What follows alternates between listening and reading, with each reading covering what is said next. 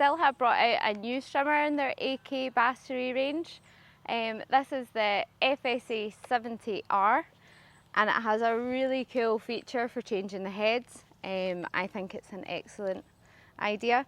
So instead of using tools or having to spin it and jam the head, it has a really simple unlock button on the black part here. So this orange bit is the button.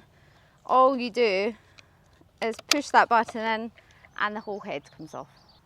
So once your head is off, if you need to restring it at this point, all you do is pop in the little white lugs. You can use any sort of tool to do that at either side so that your white cap comes off. Then you can remove the spool, string it up, pop it back in, and then just do the reverse.